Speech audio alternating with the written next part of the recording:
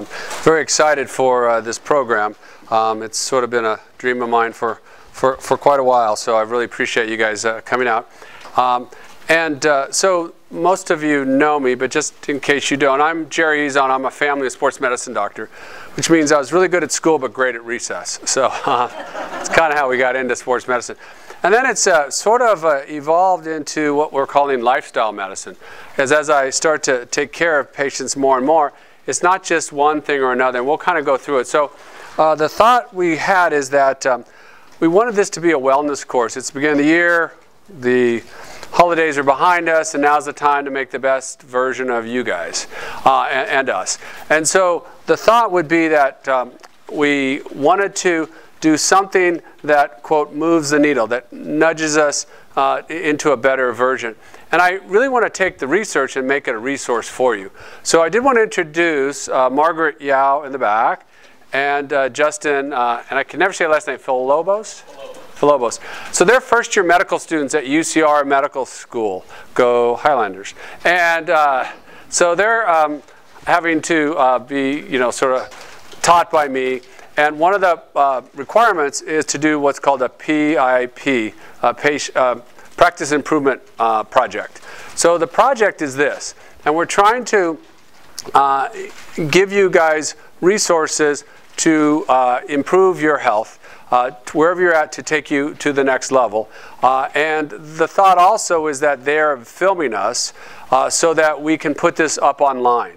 And so in case friends can't make it, or if you maybe don't catch something, we can watch it again online. And the goal is to have resources, ideally asynchronously. So if it's, you can't sleep and you want to watch something to put you to sleep, you can watch me.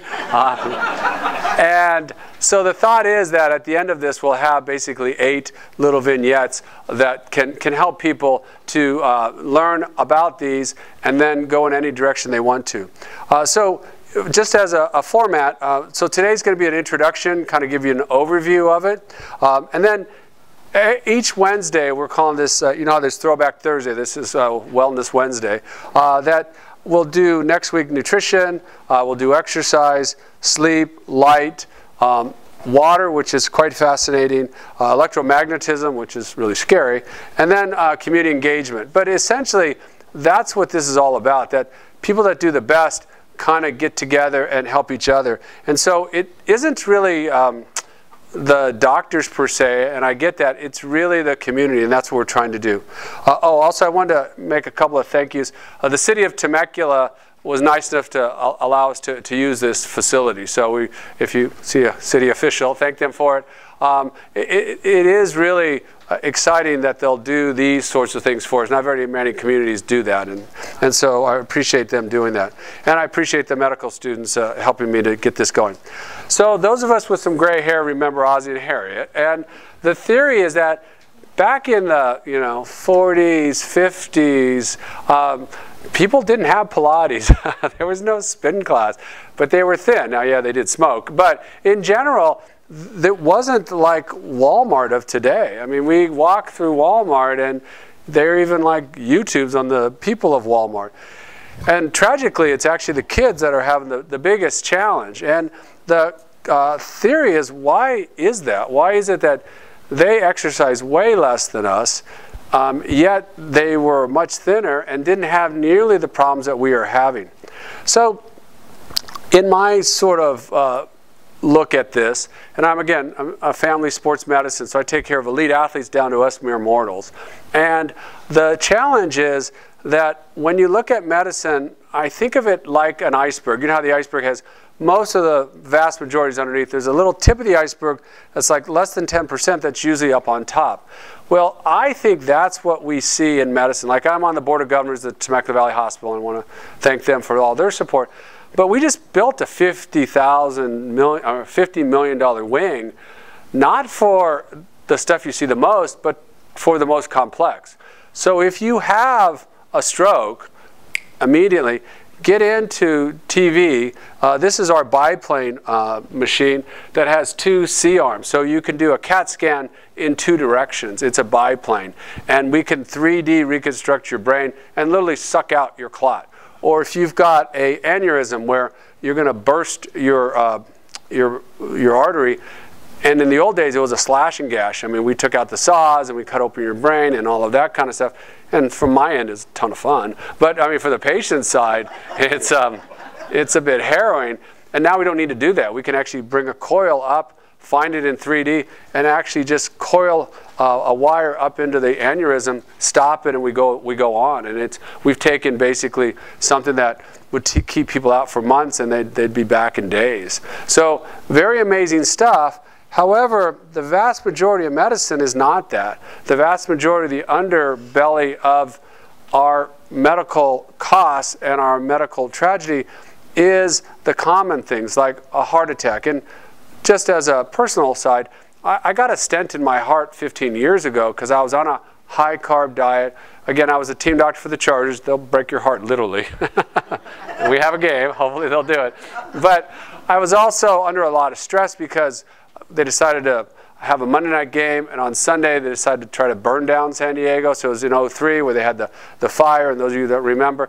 And I thought I had a Monday night game, and I was also, trying to be, quote, Superman, where I have 4 kids, and I was trying to help all them, coach. I had an office in Orange County, Temecula, and in San Diego. And I was doing okay with the juggling. And I thought we had a home game so I could rest a little bit. I was also team doctor for the high school, team doctor for the college, trying to do everything I can. And at the time, I was sort of thinking that was the right thing to do. And then essentially like a fourth ball got thrown at me, and it was the fire. And then I got called by the commissioner I had to move the Monday night game, and I guess it cost $10 million to move the Monday night game. And my answer to him, because I'm a smart ass, I just go, oh, I guess to some people that's a lot of money. And so we had to move the game, and I got chest pain running out of Arizona Sun Devil Stadium. And so to me, it's like, I realized that what they were telling me of how to prevent disease and all that, because I was a marathon runner, I was doing all this stuff, was probably less than optimal. And that's when I started the quest, like, okay, what's this all about? Why is it things are getting worse, not better? So our challenge is heart disease. I did write a book called Men Die Young, and that's because we do. We all know about cancers, the different kinds of cancer. The only real needle that's moved is early detection. So if you look at and I do a lot with Coleman G, and I do a lot with Michelle's Place. It's all on early detection. It's not really on treatment per se. Stroke that we see, Alzheimer's that we're having more and more of neurocognitive diseases. This is probably going to be the big tsunami that's going to hit us very, very quickly. It's already doing that. Diabetes, which is something that's just almost astronomical as to how bad the burden is. It's the #1 cause of blindness. It's the #1 cause of foot amputation. It's the #1 cause of kidney disease and going on dialysis. And most diabetics die of heart disease. That being said, they even consider Alzheimer's to be type 3 diabetes. It's really made worse with sugar. So all of these things are starting to have a kind of a common thread. And so with diabetes, it's a tragedy. Probably 2/3 of the world is either diabetic or pre-diabetic. And the good news, there's some hope for there. People in here have a lot of arthritis. It's one of those things where you unfortunately could tell the weather by your joints sometimes. And then the whole problem with chronic pain. And we have so many people getting back surgeries and neck surgeries and other things like that. And this chronic pain is made worse by being above your ideal weight. And so why are all these people, and they're not lazy, they're not making, sort of bad choices in a sense, because they're given this certain information and they're trying to do that. But yet we actually have to have now cranes for our patients. We can't do patient transfers. We actually have to get a crane in the hospital because they're so big. And then we've all heard about the opiate epidemic, that people have pain and they just need something to relieve it, so you give them opiates, and then we as doctors every year we get new things that we can't give it out, so now they're getting into other things, you know, even off the street heroin and that kind of stuff, because it's way less expensive. And just recently, because it's really been cutting off the supplies, there's an increase in suicides with people with chronic pain. So there's a big need for improvement. And then we all know about depression. We know about people having suicides and other things. So mental health is a huge deal. Part of the problem with homelessness is mental health.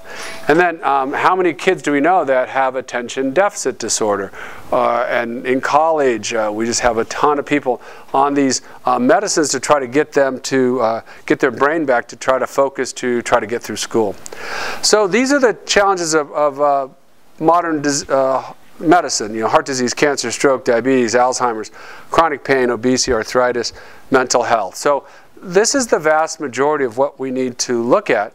And the theory is like, what's changed that we have all this stuff that we just didn't have, say, 50 years ago? So we all know about a beer belly. That's been known for generations and things. We all had an uncle that kind of looked like, I had an uncle that looked like this. Nice guy, just always had that beer on his breath. So interesting though, we're seeing that a lot more, and it's not like more alcoholism. I mean, there's some. But this is Dr. Davies, who had this book probably a handful of years ago that shows that wheat is probably doing the same thing that beer did to us. And so, interestingly, he went through the whole wheat thing. In about, so the wheat we have now is not the wheat of the Bible. You know, a lot of us are Christian and give us this our daily bread. The bread that Christ had only had like 7 chromosomes. We have like 42 now. And so why is that? Well, there was a big deal in the 50s of worldwide starvation.